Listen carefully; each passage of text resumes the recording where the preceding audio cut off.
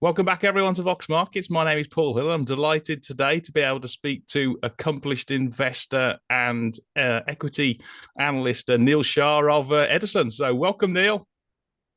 Hey, thanks, Paul. Good to be here. Yeah, well, we've had lots of big macro news over the past month, not least this week's US CPI and PPI prints. But before we sort of dig into the details, I don't suppose you could quickly sort of like tell the audience what type of investor you are, what kind of stocks you like. I've tilted things over time, but the sort of classical approach is that you look for companies where you see smaller companies typically where you see earnings growing, and then with that growth you get this sort of double whammy of the re-rating on the valuation side. I've had to pivot that a little bit over the last 2 or 3 years. So there's two strategies effectively that I tend to look at. One, which if you come to the Edison website and sort of dip down to the bottom end of the insights, you'll come across a model portfolio that we run, which is called the Illuminator. And I can explain that in a little bit more detail. But that is effectively high quality momentum investing. It's Right. finding companies with the right kind of attributes. And I'll go into a little bit of more detail on that in a second. The other, which I now look at, and really it's a sort of reflection of the state of the sort of UK takeover activity that you're seeing, is I think to a certain extent because there's a sort of it's hard for institutional investors effectively to buy stocks right now.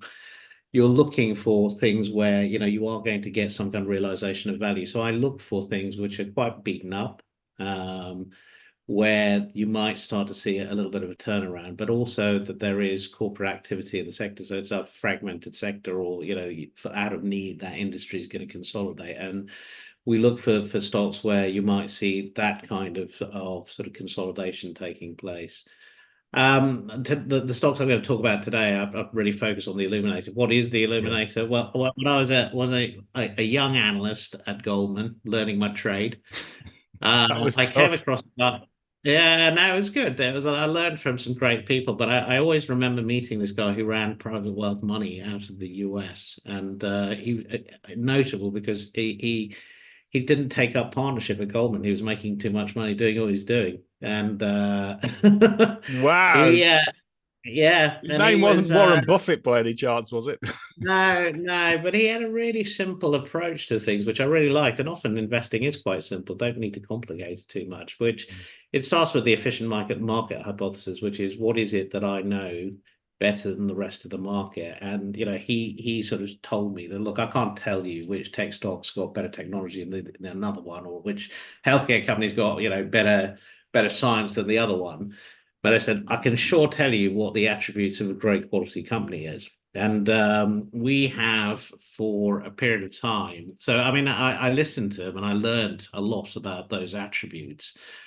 And what I did was that actually in the sort of coverage of the building materials sector, which I did at Goldman's, I actually took those and turned them into numerical proxies. So I would screen the market for certain things that I felt were reflections of the things that you're looking for. And what is it that makes a great quality company? I mean, first, you'll often hear fund managers like Gervais and people talk about the high quality product or service. You always Mm. look for that. You're looking for superior management and management who are sort of acting in the interest of shareholders. Um, Larger than average compound earning, and really, this is you're looking for companies that grow faster than GDP. Yeah. Um, a EPS, certain amount of top line, yeah, both. Yeah. EPS. I mean, we do look at top line, but it's the bottom line that matters the most. Consistency and predictability of earnings. Yeah. So it's this idea that great quality businesses have people who keep coming back and buying from them on a repeated basis all the way through the cycle, and you can see that in the numbers. Um, the sort of balance sheet needs to be efficient but not overly leveraged. It means that you protect yourself through shocks. You're looking for reasonable levels of profitability, and I tend to focus on ROE and return on capital employed measures. And the profitability is important because if you're growing, you don't want, you want to invest in companies where they're not constantly sort of coming back to shareholders for Yeah. funds to continue growing. So it's that internal generated cash flow that's redeployed. What sort of Free level are cash you flow. be looking for a ROCE? I mean, I tend to look for, things in the sort of 1920 sort of is my sort of benchmark, etc. It's Percent. not always perfect. Yeah, Yeah. exactly. So, and it's one of a number of factors that I tend to look at. Free cash flow generation. So, making sure that the profits is actually turning into cash Mm. Yeah. is important. Um, International competitors. So it's really, I'm looking for businesses where it's not just often, it's not constrained by just being a domestic play, that there is a scalability opportunities. What can they do on a wider basis? And then finally, of course, valuation, which is, try and enter into these things at a reasonable purchase price, which doesn't necessarily mean that you don't buy them when they're trading at a premium. Great quality businesses often do trade at a premium, etc. But it's trying to find a sort of entry point where you've got a little bit of a margin of safety around that. And I basically have created the secret sauce. I've created effectively numerical proxies that sort of pick up on this.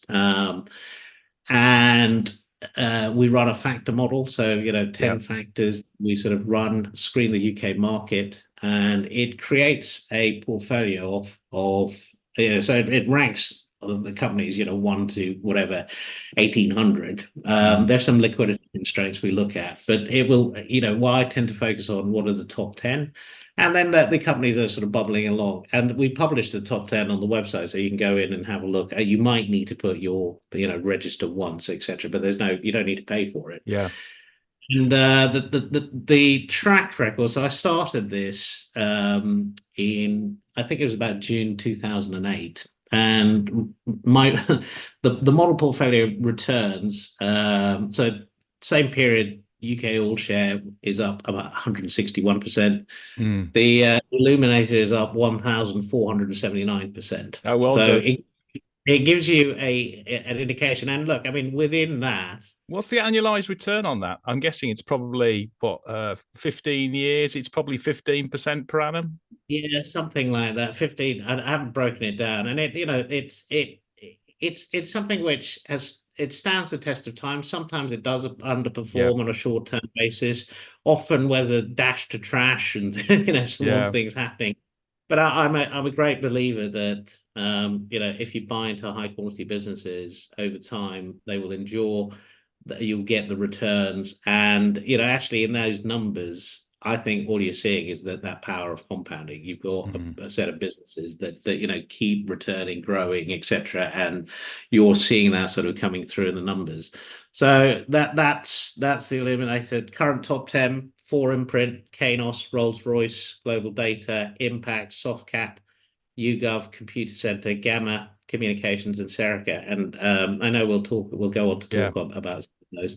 Okay, well let's go into it. Let's straight into to Rolls-Royce, shall we? Because obviously it's been a huge turnaround over the last 2 or 3 years. They had a new CEO. I mean, I called this one wrong because when he came on and came to the top of the business, he said it was a burning platform, the company, and I thought he was going to Yeah, kitchen sink the numbers, and he hasn't. He's actually turned it around really well, and the shares have literally, and this is to do sort of coin the bud, is taken off, haven't they? They've done absolutely fantastically. But I guess the question yeah. now comes to, having had such large gains, is what do you do next? Because it has re-rated and there's now a bit of optimism behind the story. But is it one to hold or to even add potentially? Yeah, look, I mean, I think there's further to run. So let's take a. I think it's an interesting story because I mean, one, if you for those who are listening, if you take that chart and you put it up against Apple and Alphabet and some of the other, I mean, apart from Nvidia, actually Rolls has done better than those names. I can see And why your you Illuminator portfolio has done quite well. Sort of helps Well, I mean, returns, hasn't it? yeah, and look, I mean, that's the thing is that it tends to pick these things up reasonably early, so they can start to see effectively that you're starting to build momentum, and that is, you know, part of what we're trying to identify, which is these are potentially winning stocks. The I think that firstly, you know, it's I like this story because it's a UK champion. It to me, it's a great example of the fact that you don't need to be just invested in US growth stocks, etc. Here is a story that's done really well, and you know, actually, if you take this stock and some of the other great runs, M&S, etc., and you know, ran the same levels of concentration as the Magnificent Seven, you know, I think that it probably shows you that there's some great stories in the UK market. So what do we like about it? So you're right. I mean, for a long time it underperformed. It got absolutely hammered uh, in the pandemic. So what does Rolls do? It's got four broad sort of areas of operations. Civil aerospace, which is basically the sale of aircraft engineering, and the repair and maintenance and provision of spare parts. It's got a defense division, so it, you know, supplies to military aircraft. A power systems business, which is power generation equipment for naval vessels, submarines, and then the nuclear business, which I think is interesting in terms of the future, but not necessarily now.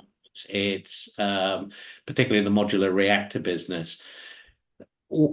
It had been struggling for a while, and then the pandemic came, and of course, you know, the civil aviation side of the business just completely collapsed. I mean, and you know, they earn recurring revenues effectively from, you know, flight time, so on. And Warren East came in to start to clean it up, and then the current CEO Tufan came in to take that journey forward. So I mean, fortunately, he'd sort of inherited to a certain extent, you know, the initial starts of a restructuring around the business.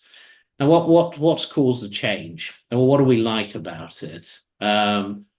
Firstly, I mean, you know, for those who are sort of, you know, focused on return on capital, etc. I mean, the civil aviation business, incredible know-how, really strong moat. I mean, they compete against the likes of GE, and there's two other sort of Pratt and Whitney is the other one, isn't it? Yeah. Yeah, exactly. They compete, but I mean, yeah, they've been doing a really long time. There's an enormous amount of know-how, etc., which is very hard to replicate. They tend to be the preferred supplier to Airbus. And you know, I think to a certain extent we got lucky with the woes of Boeing this sort of last 12 months, and that's helped them. There is Pratt and Whitney Pratt and Whitney's also had engine problems, hasn't it? Yeah. So I think, you know, what I like about it, firstly, you know, when you look, I meet lots and lots of management teams and CEOs. I think the art of the CEO is to take a complex situation, simplify it, and sort of turn it into a set of, you know, sound bites that his troops get and can follow. And I see that in the new CEO. I like the way he sort of explains the business, and he's pretty straight talking about it. So have you met him? I've never met him sort of in a sort of one-to-one situation. I've seen him present, but I've never met him in a sort of a one-to-one situation. But I like what I see there. I think that the other thing I like is that in terms of turning this around, I mean, they're fortunate that I think the civil business has started turning around, but they've been much more disciplined on the pricing side of things. So it used to be that all about some market share gains, that, you know, Airbus wants to win a particular order, you'd flex on price, etc. And then, you know, you'd see that sort of impact the margins. They've been much, much stricter about that. And I'd say probably 18 months ago, maybe it was 24 months ago, you know, when he was sort of talking to the investment community and kind of explaining the way forward of the business, there was a lot of people who were skeptical as to, you know, are you going to actually be able to deliver? And he's gone out and actually not only just delivered, but exceeded expectations, both on the margin, but in particular the cash conversion from those sort of margins, from the profitability. So there's it's got a lot of positive momentum behind it. And I think the next level effectively of streamlining and making Rolls a more efficient business is the bit that's going to take this business going forward. Now, in terms of In terms of where is in sorry, terms go of on. value, in terms of valuation, I was actually having a quick look, and although it's sort of like soared over the last 3 years, and almost more than trebled, it's on 12 times EBITDA, and you compare it against GE, which is largely now its aerospace business because it span out its healthcare business. That GE's on 18 times, so actually it's not. I mean, it isn't cheap, but it isn't absolutely expensive. No, and look, I mean, I think there's two parts to this, which is that once you start to see the sort of momentum of the story and other opportunities start to open up for them, we tend to focus on what's in front of us, right? Which Mm, is fine. There's other optionality within the stock which could take it further. So from my view, compared to when you're looking at it on EV/EBITDA measures against peer group, arguably it's somewhere between there's 25 to 50% upside to where it yeah, could get to, and if the company continues to do what it's done, which is deliver effectively that growth in operating profit and cash, I think there's potential and surprise on the upside. I think there's further to run. The other thing you'll notice is I don't think it's dividend paying right now, and one of the things that as the cash generation improves, you're probably going to see a re-rating of their debt, and once that happens, but that it's the potential to start returning effectively some capital to shareholders as well. yeah, So I think there's another into the story there. yeah. When do you think they'll do the dividend reintroduction? Well, I think the signal has been that they want investment grade debt first. Mm, And to be honest, you're in the hands of the ratings agencies there as to when that happens, etc. But that's the signal right. to Okay. look for. And then I think shortly afterwards, you probably, if you're an investor in it, you want to engage with the management team at that point in terms of what is dividend policy going forward. Okay. Good. All right. Okay. Well, we've got a quick question coming in from RP Invest, and he's asking about basically the CMA's review of the vet market, the industry, and obviously it's hit the CVS share price Yeah, again this week. So there's two issues. yeah. There's one just on that one, and then also how would you play sort of regulatory issues? Because we've got another one going off, which is the car insurance potential mis-selling, and how would you as an investor sort of like position the uncertainty associated? Would you buy on the dip? We sort of like when there's blood on the streets, or would you actually or wait off? And then specifically on that CVS side. So I think, look, I mean, I think you've got to take these things seriously. I mean, the CMA doesn't Yep. step in unless it sees there's a real problem. And inevitably, once your pricing comes under scrutiny, then that tends to have some kind of margin impact, and that's what the market is anticipating effectively with pets at home, with CVS, etc. You're seeing that sort of impact in the share price. I don't know them well enough. I mean, the way I tend to do these things is you need to do it on the basis of some kind of margin of safety, which is you take, current earnings and earnings projections. You take a view as to, okay, what would be a kind of normalized impact on margin? What is your valuation tell you there? And then just how much sort of protection do you have at that Mm, point in time? So I haven't done the work on that, but that's typically how I would yeah. tend to look at it. And my experience of these things, I've been through various things like this, where there's asbestos risk and various sort of contingent liabilities for companies. It tends to hang around for a while. I mean, Mm. people tend to shy away from it. It's just you don't want to take the risk Yeah, for a look period of. at PPI. Yeah. Yeah. So look, I mean, and that it's a little bit of a chain around the neck. So it does lead to opportunities, but just bear in mind Yeah. that the realization of that might take a couple of years to actually work itself through. Yeah. Mm. Yeah, no, I mean, typically for myself, if you've got industry, it's a great, to me, it's a great opportunity. If you have specific industry expertise, you may work in the sector and you can actually cite it and scale it and quantify the potential loss. Then you've got better information than actually the market will have. But as an outside investor here, for me, for instance, I would just keep away from it if I'm not in it, simply because I haven't really No, got no, and look, a. I think you got to, you also got to be, listen effectively in terms of how significant of an issue is it. So Hmm. it just so happened that the CMA investigation, I sort of read about it, and 2 days earlier I'd been reading about how expensive vet bills had become, and that people are doing Tell me sort about of it. holidays and they're etc. And so I think it's a genuine issue, the effect that they're looking at. Yeah.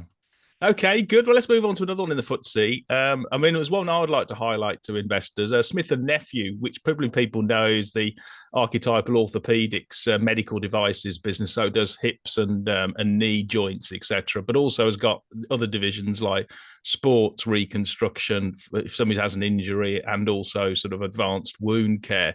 This is one which basically has been really sort of like, static for absolutely years, and it's similarly got another.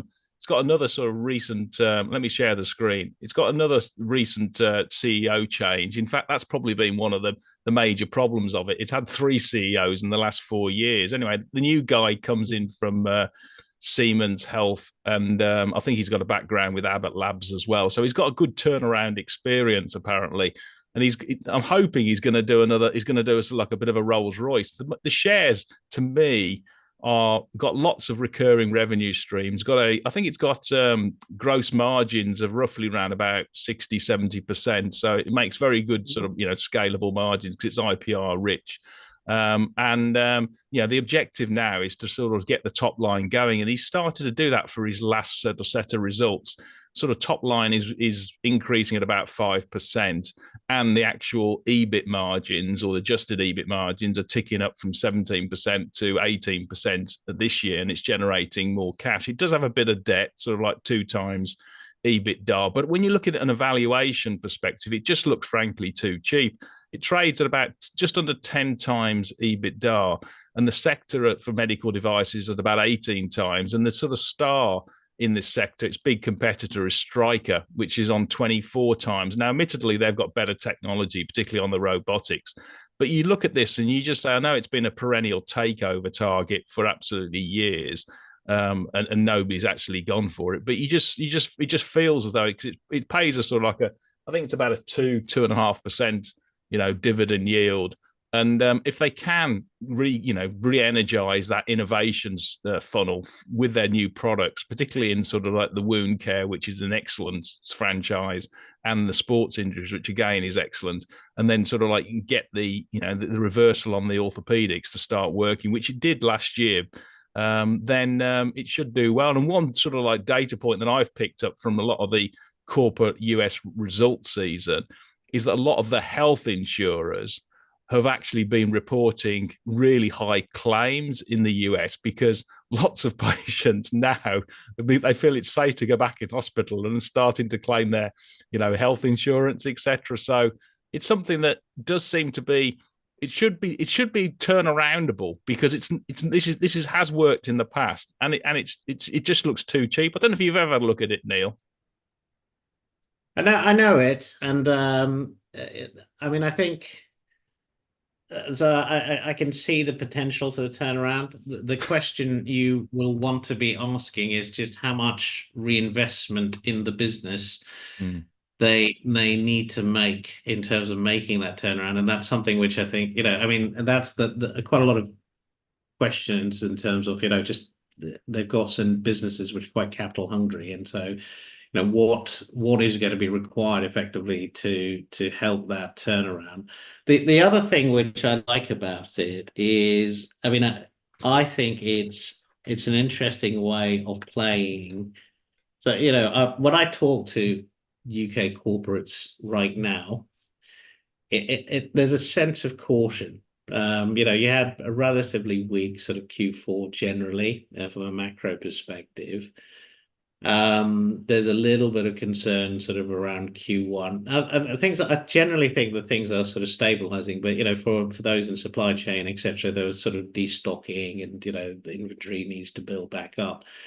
But I think that the way you need to look at the world is not be caught up in the here and now, but think forward to where you're going to be in 6 months' time. In 6 months' time, if you imagine that the rate cycle has started to change, and also you're getting into much easier comps, there's a feeling that stocks like this are basically going to start coming back into focus and get attention again.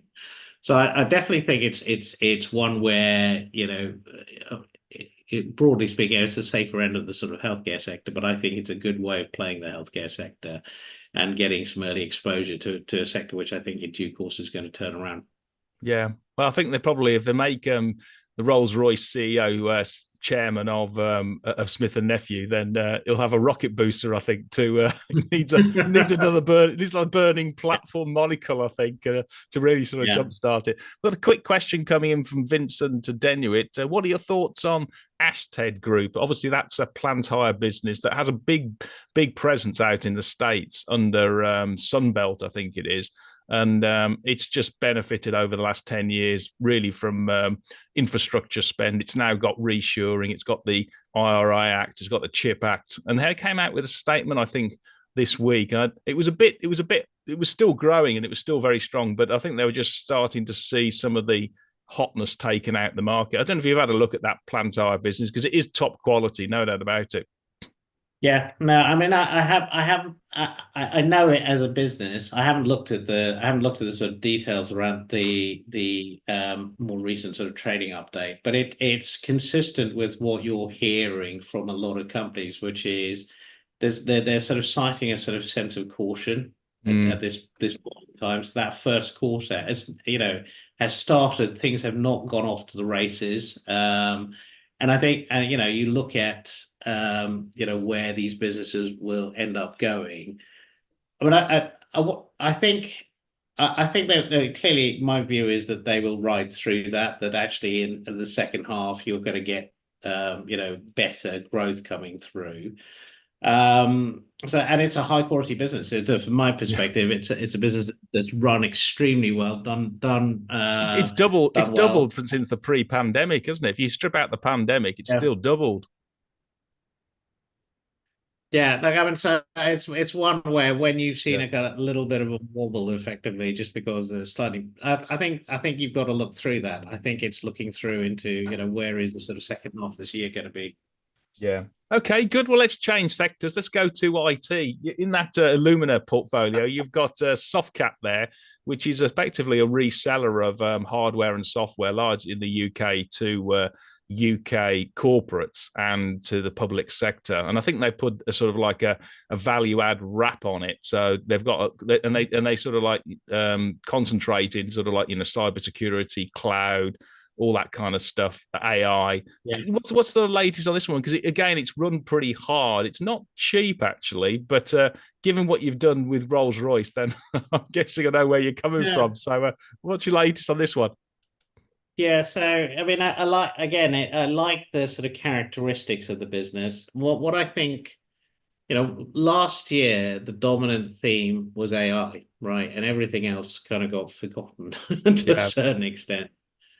And I think there's going to be a little bit of a rebalancing of that going into 2024. And you're right that so businesses like Softcat and Bytes, etc., these are plays on effectively digital transformation. And do you expect cloud revenues to continue growing? And I fully do expect that to be the case. So as a business, a range of different streams effectively, but the cloud services, hardware, software sales of various Microsoft products, etc. What's its USPs compared to the other consulting firms or IT resellers? I mean, these they all compete effectively in terms of it tends to be on sort of service and ability to deliver efficiently, and they're seen as a good, strong competitor. In terms of things that you might want to. So, what are the concerns around the business? Let's start with that. One is it's compared to it's still got a reasonably high exposure to the UK market. And it's one of the things that I tend to look at a little. If you're looking at it on a 2-3 year view, I think we're going to be okay. But this year, I think in the UK is still quite challenging.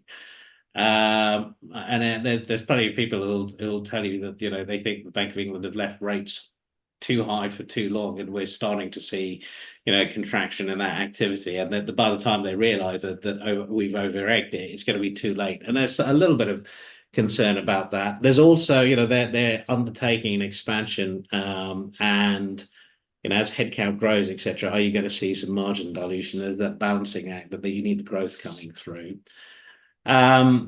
But if you then take a look at where it's sort of trading and where the sort of earnings expectations are going, it still looks interesting from a sort of growth perspective. It's on 27 times PE. Yeah, and look, I mean that's right, and it's that's what you're gonna have to pay for a high quality. What we see is a high quality business with strong recurring revenues. It's crazy, isn't it? Because in the US, 27 times PE for an AI orientated business or growth business is going to be frankly dead cheap. No, it's right, but you are paying, so compared to Rolls, you're paying more effectively for a business like this. I mean, the way I look at these things is that we screen on a range of measures, and on a relative basis to others, this one looks like it sort of stands out. So I mean, it's a pretty easy business in terms of if you believe in the long term that digital transformation, we're still under that long journey of digital transformation. I think they will do well out of that. And when do you take profits in a business? Wow, that's a really good question. So sorry. No, it's a really, really good question. So if you imagine that the way the Illuminator portfolio runs is that you take an even weight into 10 stocks. Okay. And inevitably what you're going to find is that through any period of time, you're going to get certain winners and certain losers. So, what I've seen is that, let's say how often do you rebalance then? Quarterly? Every month. So the Illuminator is updated every month. And typically it's relatively low turnover. So one stock tends to drop out and a new one comes in. And there's a little bit of sort of adjustment there. The question you have to ask yourself is that, let's say, you put, for argument's sake, £100,000 into 10 stocks, you've got £1 million portfolio, and Rolls-Royce has gone up 150%, right? Suddenly, Rolls has got almost double the weight in your portfolio. Do you let that run, etc., or do you sort of take profits on the top? And I've been doing this a long time, and you'll hear lots and lots of people say that the mistake is that you take profits from your winners, and so actually, I always have that temptation of, look, let's just rebalance the portfolio. But I've learned that I've just got to let it go. It's a discipline. I just let it run and do it until it tells me that actually it's got to where I think it's losing momentum, and now it's actually dropping out of the portfolio. Yeah. Okay. All right. Well, on that same logic, then there's a question which comes in from. Just let me just get the questions up just so I can actually see it. From Vincent again, and he's basically asking about Judges Scientific, because that's obviously done really, really well. So let's just sort of like segue to that. So I've got Judges Scientific. If that had been in the portfolio, etc., on the Illuminator, what would you do? Because it's obviously just done brilliantly. In fact, I mean, you look back sort of. Even just recently, it's sort of gone up huge amounts. Well, sorry, that's the last how many years? That's 86K. So I mean, it's done absolutely fabulous. When would you? Is that something you would just become too big? Do you I know don't it? think it's got too big. No, I know the business. I mean, and it's one of those sort of interesting businesses in that they they've got a really interesting sort of niche. They don't tend to be sort of too sort of overly promotional, getting out in front of investors, etc. Mm, They're quite a company from what I've seen. And an interesting sort of acquisition model in terms of sort of growing the business and sort of bolting on, the right kind of businesses effectively to it. Has it gone too far? I haven't done the sort of fundamental work yeah, around yeah. it, but I know it as, when I talk to other investors, lots of people regard it as an extremely well-run company. Mm. So, Yeah, well, it must be. um, Yeah, no, I don't know. I don't much about. I think it's high IPR, but to sort of like quadrupled, more than quadrupled in the last 5 years. I mean, it really has run fantastically, hasn't yeah, it? And I'm yeah, not. it tends to come up in, the type of people that tend to look at it, they tend to be sort of Buffettologists. Yeah, okay. These guys like the attributes effectively of this company. I don't know how much the management own of it, but I'm sure it'd be Mm. interesting to take a look at that. I'm sure Yeah. I'm sure there's quite a strong alignment effectively in terms of the management team and how they run the business. Mm. Just looking at the valuation, actually, 20 times EBITDA for this year, given it's growing at well, double digits, then actually that's not too stretched for such a good business. The cash flow yield's only what, just less than 3%, so it's not generating that much cash given where the actual the shares are on a shares basis. But I mean, that doesn't scream overvaluation to me, actually. No, I mean, it's for a double digit. It's a business that's sort of had a track record of delivering sort of double digit growth. It looks like it's sort of an interesting one from a valuation perspective, and would sort of sit among some of the other sort of peers we're talking about. Yeah. Okay, good. Well, let's just on that the Softcat side, let's move to a share that actually I've just bought just recently called Iomart, which basically is a data center business. It's got and cloud. It's got sort of 12 data centers. Let me just put the chart up. It's got sort of over a 5 year period. Is it? There we go. Okay. It's got sort of like 12 data owns about 12 data centers in the UK, and then I think it leases data centers elsewhere in the States and stuff like that. I mean, the shares have done terrible, but if you Mhm. believe the story that say Softcat and Nvidia and all the other sort of like AI plays and the cloud plays, they're going to be benefit. They're doing well in terms of what you'll need in terms of running generative AI, then they should do well. But the shares have obviously not responded, and they're in the small cap AIM sector. They just look again. They just look frankly too cheap. They trade on roughly around about 11 times forward PE. They've got a bit of debt, but only about just over 1 times EBITDA. The real sort of Achilles heel historically is that it's supposed to have been a growth company. It hasn't grown recently, and they've had a new CEO, or the exec chairman has stepped into the role. I think they're going to be looking to appoint a CEO. And again, it's a bit like Smith+Nephew. It should, in the market, the industry is doing really, really well. Is this a business that can take advantage of the buoyancy in the market, i.e., you've got huge amounts of demand for data centers and for cloud software and also cybersecurity, which is where they play. So you'd think they should do well. Recurring revenue streams are over 90% and gross margins are over 50%, I think. So it is definitely scalable. I don't know if you've had a look at this one at all, or even if your analysts cover it. No, Dan will know it. I know he does look at it. I haven't focused on it, partly because the share price chart has been going Yeah, the I wrong know way. exactly. It's fallen out of bed. But no, it's good. I mean, if you think that it's worth looking at, if you think there's a sort of turnaround coming. What do you think sort of led to that sort of decline in price? Because I've seen, it's Yeah. the kind of thing I put in the other side of my portfolio. When you see a stock going sort of from 400p to 100p or something, you think, okay, Mm. well, that's worth taking a look at, because you're either going to see the turnaround and start to see the re-rating, or potentially it's interesting enough that someone picks it up.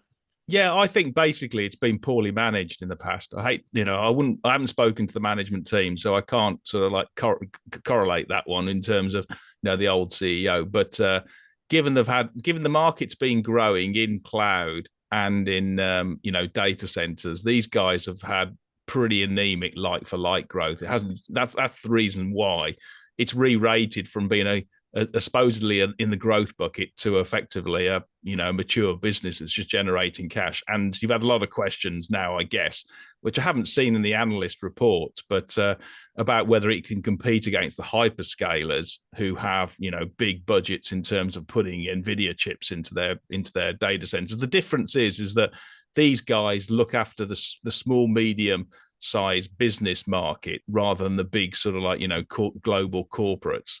And you say you've also had a bit of churn, and they haven't yet really started to adopt Gen AI, but they are doing that. I know they are from the grassroots level. So that's still to come.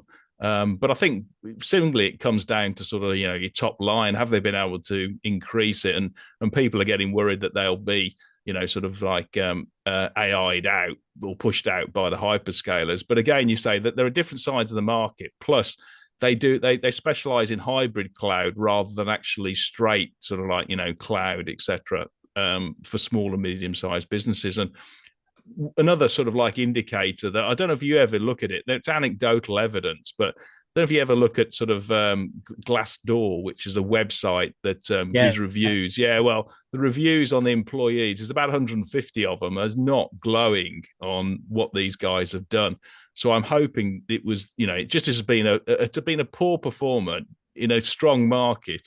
And I'm hoping the new exec chairman and the new CEO, when they appoint them, will be able to re-energize this business, change the culture, and start actually benefiting from the growth in this market. But as I've got about a half position in it at the moment, so I'm going to be adding to it over time. But it probably isn't something, given the backdrop that you described in terms of moribund UK growth, that is going to particularly soar. But it could be taken out at any time, I'd have thought. Yeah, and I think that's a short term issue, which is you need to get through the next 6 months, I think, Mm. and then I think so. Interesting time to look at it. I'm definitely going to do some work on that one. Okay, well, let me know. I'll be interested. Okay. Yeah, I will. We compare notes next time. Yeah, okay, that's good. Okay, well, let's move to a different sector. Let's go to the asset managers. It's just been brutal in that whole Mhm. area. Every single one of them has just been on listed market has just been hit. And you've got one particular which actually has got a real strong niche. It's Impax, which sort of like goes into environmental and all green issues. And Yeah.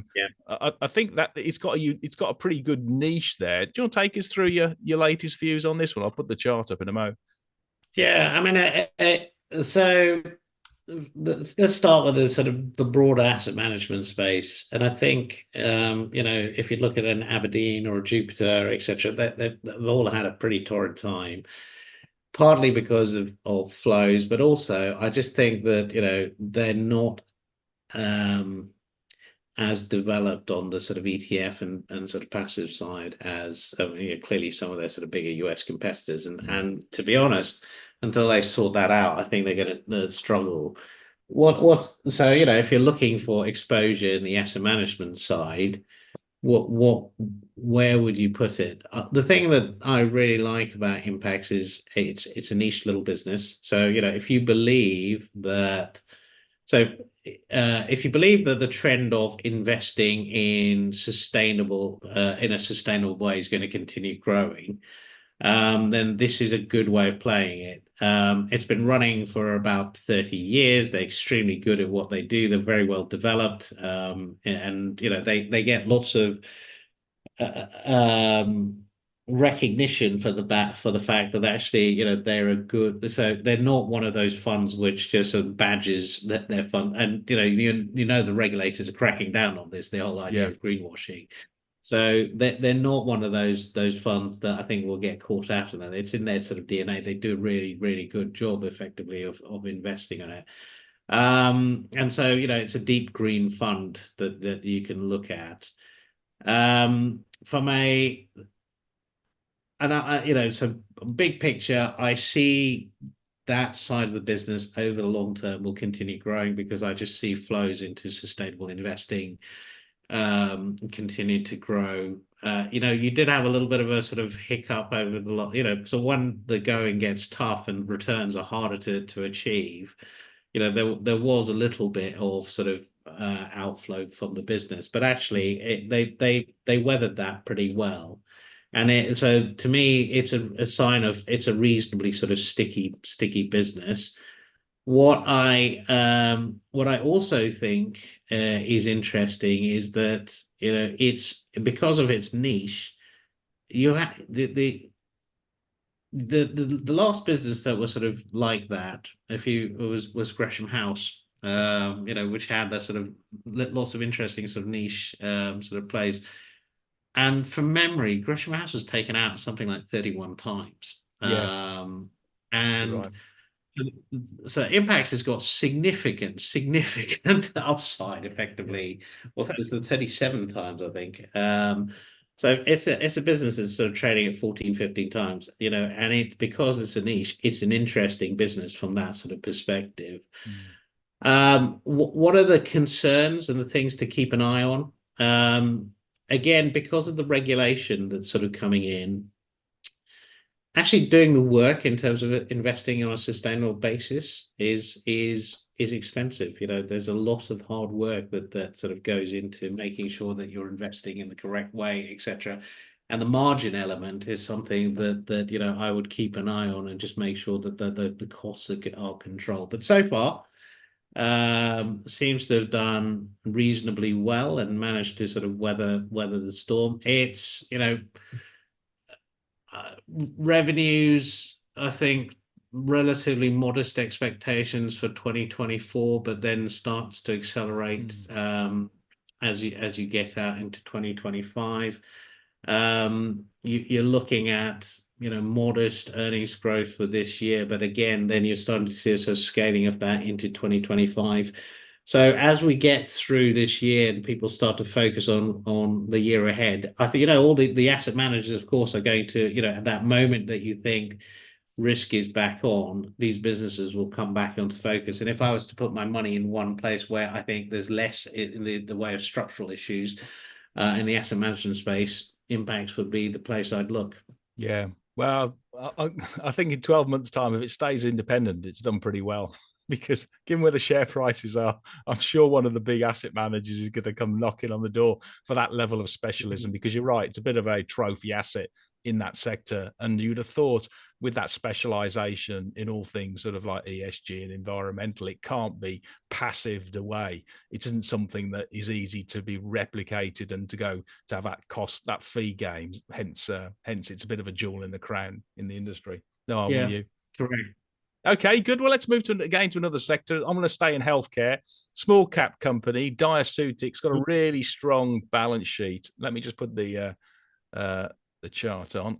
And what does it do? This is something that is sort of quite confusing for a lot of investors to sort of get the head round. But there's two big trends in all things healthcare at the moment. Certainly, drug discovery, and is first of all GPL1s, which is anti-obesity drugs. Okay, so everybody knows about those. Certainly in the States, they've just Yeah, roared. Look at Eli Lilly's. And the other one is, which has been going on for even longer, is precision medicine. And what that means is tailoring particular therapeutics to actually smaller patient populations, but charging more for them. Not so much rare diseases, but if you've got sort of like cancer, you might have a specific type of cancer mutation, and therefore you want to treat it in a slightly different way with a slightly different drug rather than actually using the blockbuster ones like Keytruda and this sort of stuff. And so what does Diaceutic do? It's yeah, really a picks and shovels pharma bit or life sciences business, and it takes all the data from laboratory testing sites around the world. It also takes a lot of patient data, and also takes data from sort of like the biopharma sector, and helps those biopharma companies target or find patients that are going to best respond to their new medicine. So, for instance, if you're a big, I don't know, Pfizer, or you're a big Merck, and you've got sort of like a cancer therapy, and you're looking for a sort of like, again, a sort of like a slightly different patient population, it's quite difficult because they're small. There aren't that many patients who suffer from this specific sort of mutation to actually find them, and therefore be able to treat them and charge them.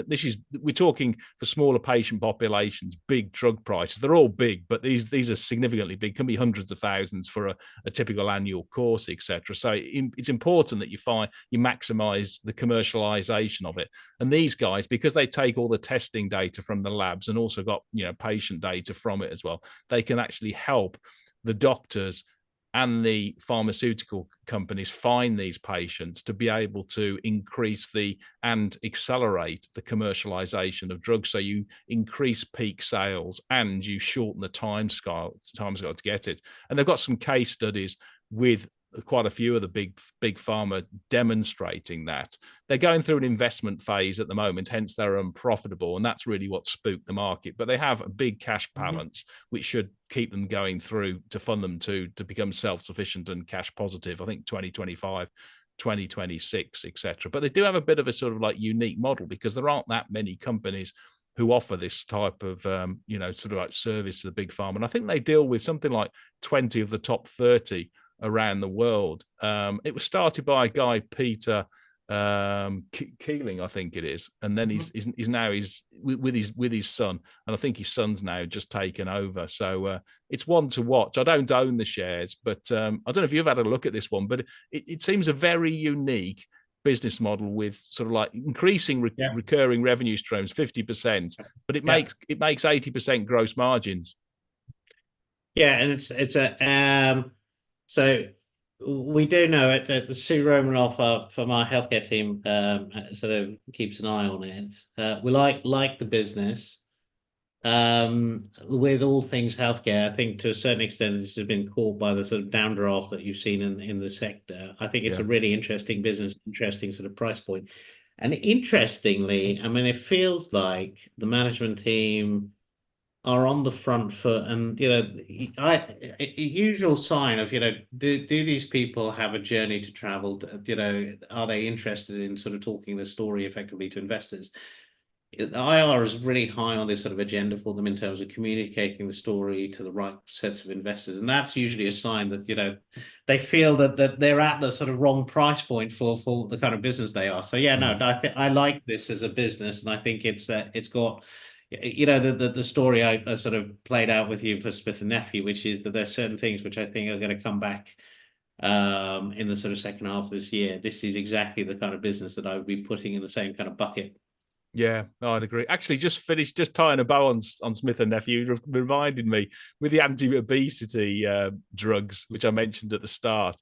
It's obviously hit the whole medical devices sector, but actually, it could be a positive, and this is what the market doesn't understand. Simply because people who are obese haven't been able to get hips and joints because they're so big that they can't, BMI scores are so high, they're not allowed it. So actually, if they lose a bit of weight, you might find the increases the population, but we'll wait and see.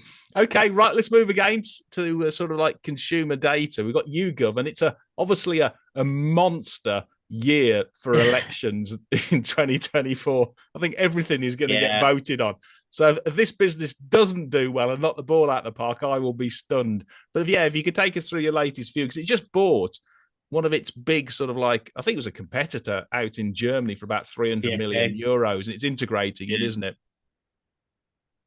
Yeah, and I think, I mean, like, if you're going to look at it, I think the mistake a lot of people make is that they see, because they do the polling data, they see the name YouGov, etc. It's actually a tiny proportion of their overall business. The polling side. I mean, it's good for the brand, and you're right. It is the big election year, etc. And so you'll see that brand in front of people's eyes. What's really interesting about this company?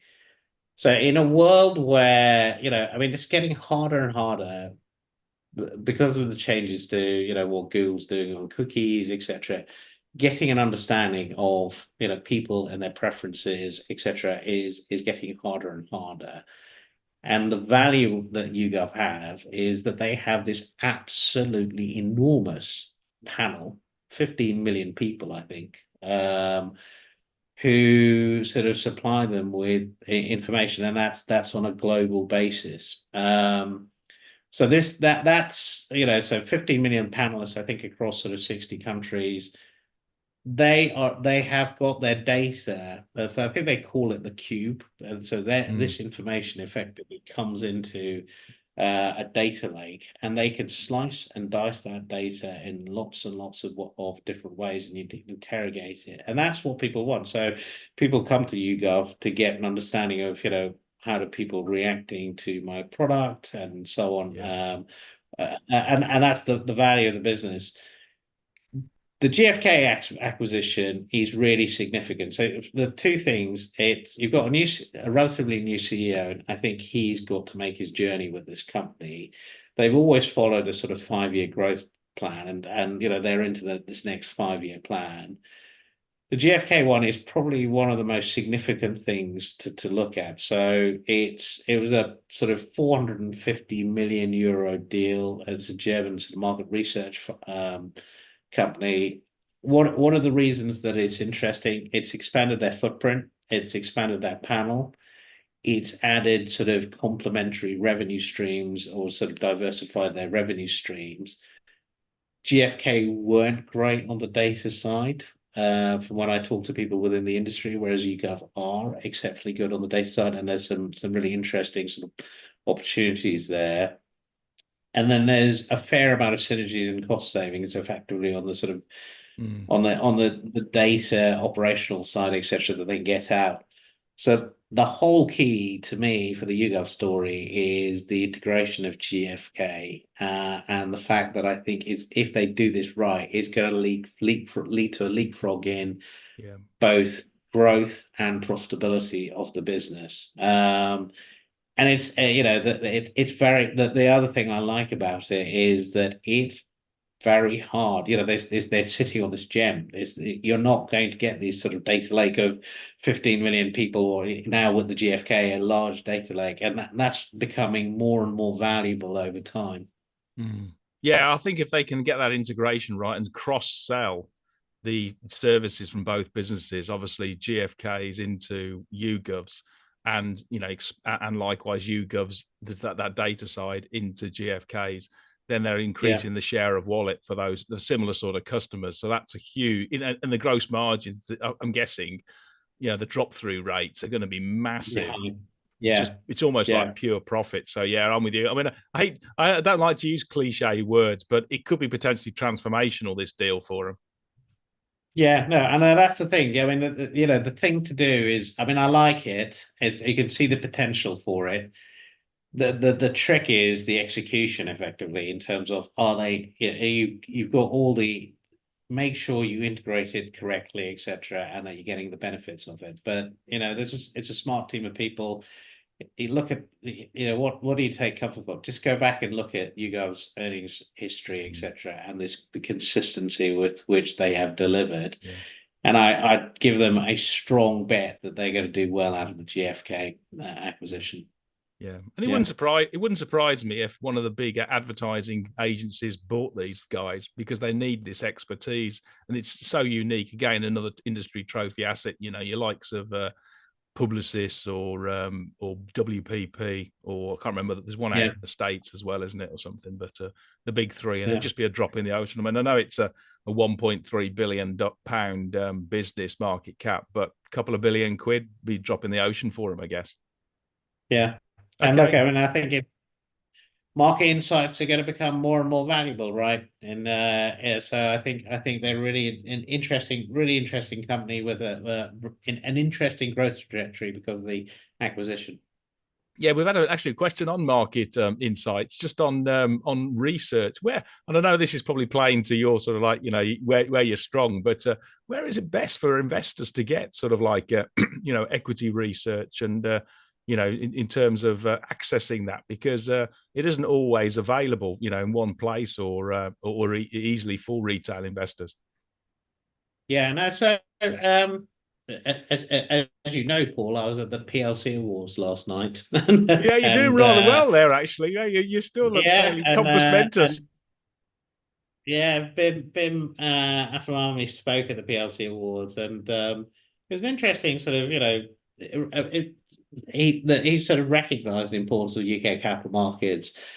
And in particular, I mean, it's there's two levers that the government is pursuing. One is, pension fund reform to get more, more of the pension money invested in the UK market. The other is, re-engaging the retail community effectively in UK stocks. We are underweight compared to other markets in terms of, our retail investors buying into UK companies.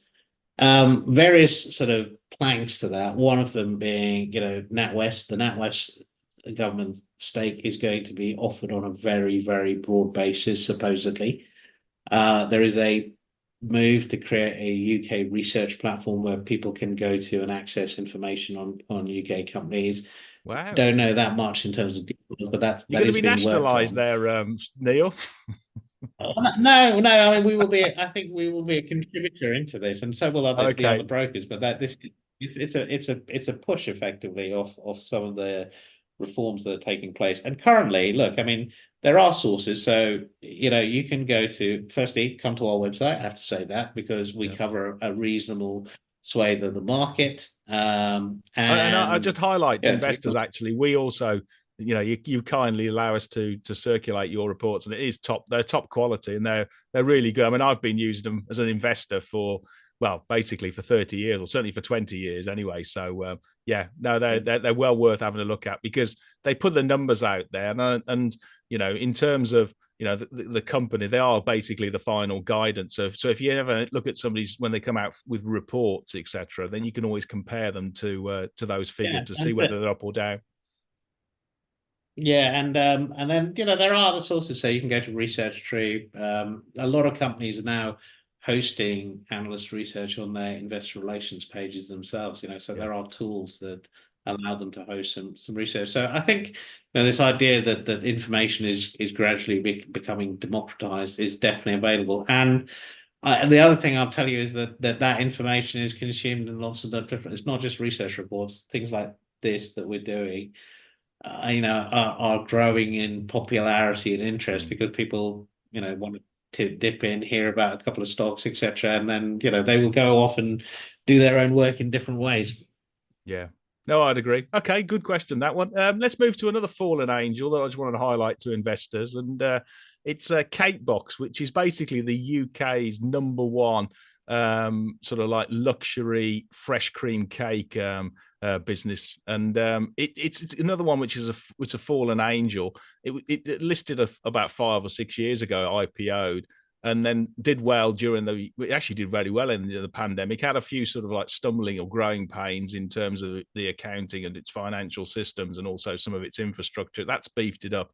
But a couple of shareholders have jumped out, and then it sort of bottomed out around about a year ago, just over a year ago, and since then sort of tracking up on increasing like for like sales. And this is what I highlight to investors. It's still very cheap. The important bit, it's a franchise model. It's capital light. It makes good margins. So gross margins are about 50%. But it's like for like sales. If you look at it on a half year, sort of like 18 months ago, they were slightly negative at about 1%. Then 12 months ago, they moved up to about 3%. And then in the last reporting period, I think they were 6%. And they said the outlook for H2, which is to the year end March 2024, they were about 5%. So the momentum has returned. And of course, you're going to get good drop through rate. And as I say, it's a franchise capital light model. So the balance sheet is absolutely, pristine, rock solid. They've got about 7 million, or they should do, forecast for the end of March on 40 million shares. So what's that? Around about 15p of per share of cash. And they got actually some M&A interest about, I think it was middle of last year, which was that spike at about 160 from the Australian cheesecake shop or River Capital. That was a bit of a mouthful, but and I can see why, because I mean this is, you know, this is what I quite like about these sort of consumer stocks. I mean, my family has tried Cake Box's product on numerous occasions, and I can absolutely categorically, it is fabulous, really, really good, and I can see why they.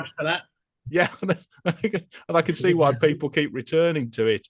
And you know, it's good value, it's an affordable treat. And again, people have sort of like, you know, worried about what the impacts of a recession has been on the business. But actually, you know, it's that demand is normalizing after sort of the cost of living shock from last year, and you're seeing that coming through. And also, you've got energy prices subsiding, which is, you know, when they bake the sponge and this sort of stuff. So that's helping. And they've still got a good growth platform. I think they've got about 215 or so stores in the UK. They're going to hope to increase that to 400, but they're online. They've pushed quite a bit of sales and marketing spend into sort of like, you know, digitization of the sales. It's about 20% of their franchisee sales, and it's increased from, I think it's like 12 or 13% sort of 5 years ago. So that's going up, even though the sales have also significantly improved.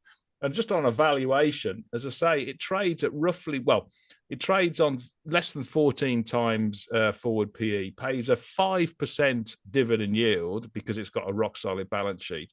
And an EBITDA, it trades at 7.5 times. And frankly, that is just too cheap for a well-respected franchise model. I mean, typically these would be 10, 11 times, you know, sort of stuff. So, I mean, my fair value, I don't own it, but my fair value on this one is £2.10.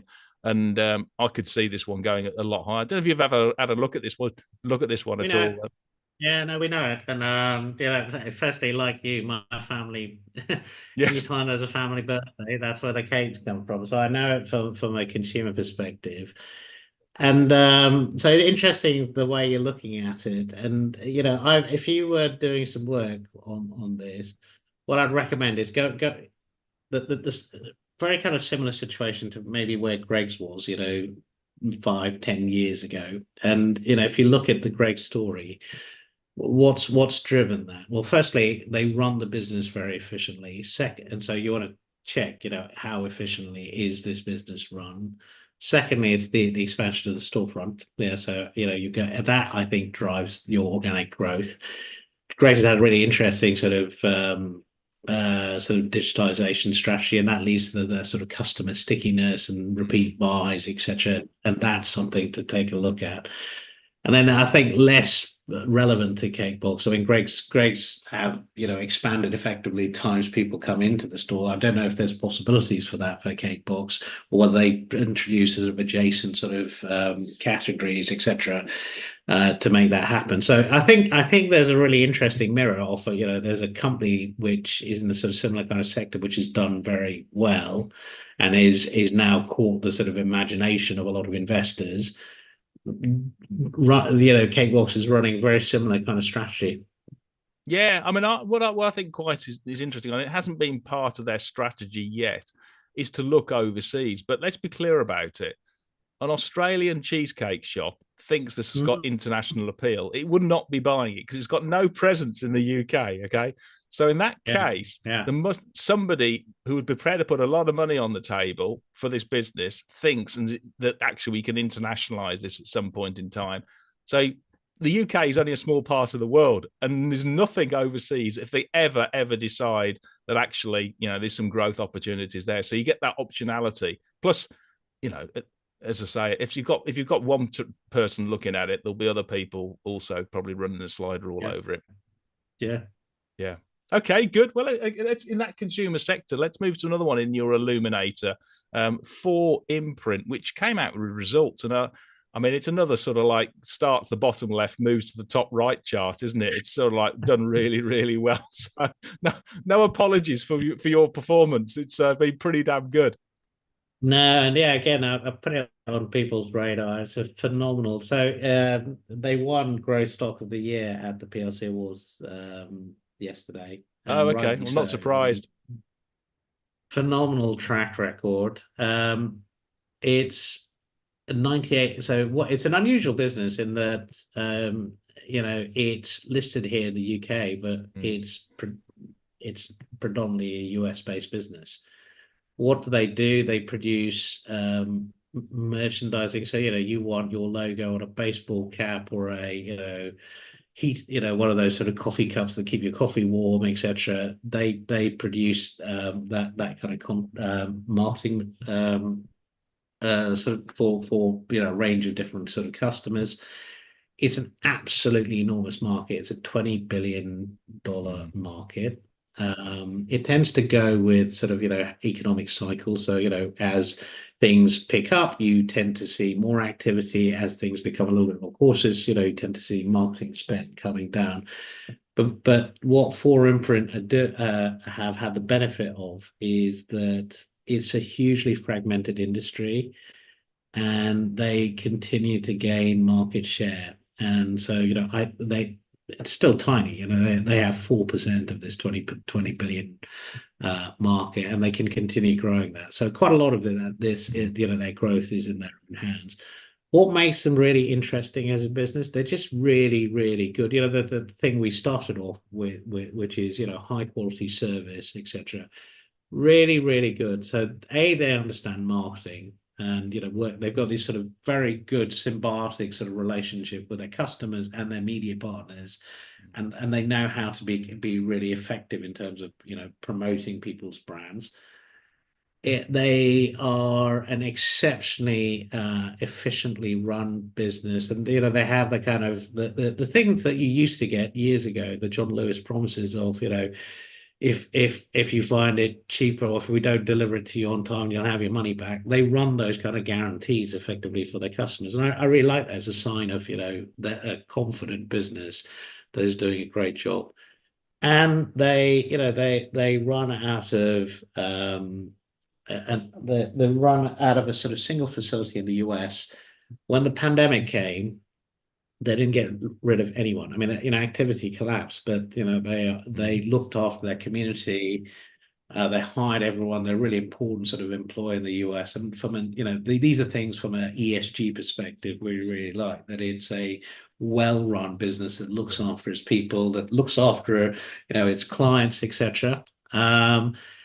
And that they're just undergoing an expansion effectively of their facility, and that is, I think it's going to come on stream back end of this year. I might be wrong about that, but so you're going to see effectively higher sort of growth coming through.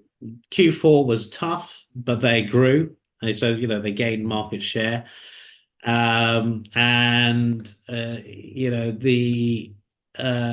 The things you want to keep an eye on is just making sure that they continue, they don't have any supply chain issues, they can continue growing, etc. But love it as a business. It's really well run. Fiona, the analyst, has I think she's valued at 60 pounds. So it's about the same price currently. Yeah. So it's about 58 pounds right now, etc. Or when she published a note on the results, maybe it's gone 61 up now. It's 61. Yeah. So it's kind of hit her valuation. At the same time, while it might be sort of sitting on sort of fair value where she is, I still think that from something that I want to own that's got all the attributes of something over time that is going to continue growing. Yeah. Here's your compounding, you're a perfect compounder that I can see them sort of delivering 15%, 20% growth year on in every year from here on in. Yeah. Yeah, no, it's done really well. So I guess one question would be just on margins. It's just 10% EBIT margins. Is there any opportunity or scope to increase that? Because it's sort of like I know it's sort of like tailoring and customizing sort of products, but that does seem for a sort of like a impulse type, just sort of small value item for marketing budgets, quite something which has got scope for to go higher on, I thought. Yeah. So it's not just tailoring, it's actually upside. They spend marketing dollars effectively. So it's looking at the effectiveness of their marketing.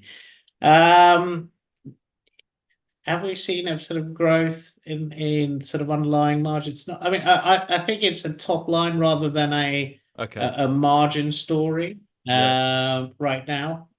So I'd focus and look, inevitably, you would expect that with scale will come some benefit to the margin, but I think the opportunity is more on the can you grow your revenues and Yeah. sort Okay. of, start to sort of get a significant share of this very large market. And I think as long as they keep doing what they're doing, which is, be good in terms of their marketing ability and run the business efficiently and in a good way, looking after their people, Mm. I think there's a really interesting story there.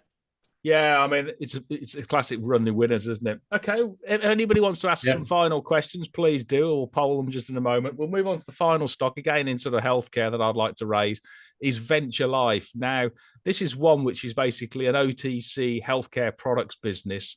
I mean, it's a small version of something like Halion, but and it's growing at round about sort of 5% like for like top line, increasing its margins as well and reducing its debt. There's the actual chart. But the big difference with somebody like Halion, I think trades at about 15 times EBITDA, whereas Venture Life trades at less than 5. And Halion's on about 20 times or so PE, and this one's on a less than 7. So there's a significant valuation. It's been dropped. It's been left for dead, really, in terms of its price. It started to increase just recently as some of the small cap fund managers have started to come back in, which is very, very interesting. And I've got a sneaky suspicion if they can make sure they hit the targets for next year, for this year, 2024, and they did that perfectly last year, I've got a sneaky suspicion we're going to see a big re-rating in this because, again, it's sort of like, it's niche OTC healthcare products with high client revenue or consumer stickability, and you've got improving margins. I mean, they only make at the moment less than 12% EBIT margins, but that could easily go to 15 to 20% ultimately. And what I really liked about their recent trading update, I think they've got their full years probably sometime in their April, but their recent year-end trading update, they said most of that 5% like for like growth had come through from volume, not price, and the price benefits are coming through next year. It just looks totally mispriced for effectively a high repeat revenue business with niche brands in a sector that is improving in terms of sort of like demographics and healthcare, and it's less than 40 million market cap. I don't know whether you've had a look at this one, but it's I guess it's No, that's yeah.